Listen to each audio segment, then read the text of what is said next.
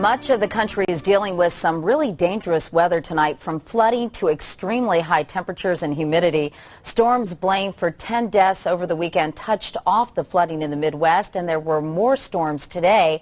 Water poured over a dam near Wisconsin Dells, sweeping a number of homes away.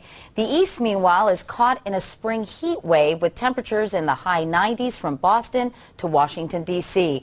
Richmond, Virginia, by the way, hit 100. We'll begin, though, with those floods. We have a team of correspondents from CBS stations in the flood zone. First, Wisconsin.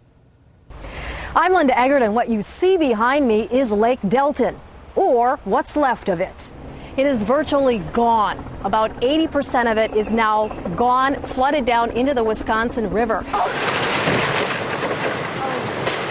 It was absolutely unbelievable. This is like a rapids ride here. It took out a huge chunk of County Highway A, probably 100 to 200 feet wide, 50 feet deep. I mean, it literally just tore through and raced through, taking about 4 homes with it. Now, this is not a dam failure problem. This is simply a low-lying area that became so inundated with water, it just flooded and forced its way through just a huge chunk of land and a county highway. The devastation here is just tremendous.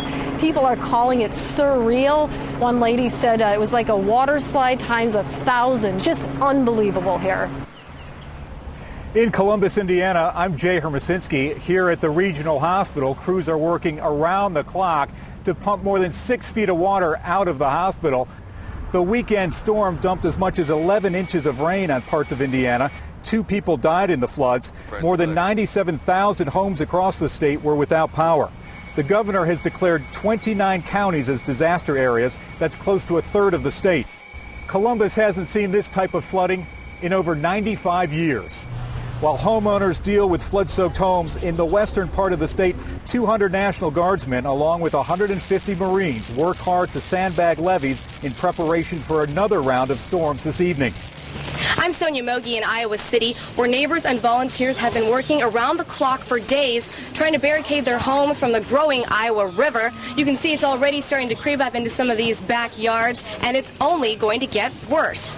In the floods of 1993, boats were some of the only ways people could get around, and now much of the property that's around the river belongs to the University of Iowa, which is having to relocate many of its classes. In Iowa City, I'm Sonia Mogi for the CBS Evening News.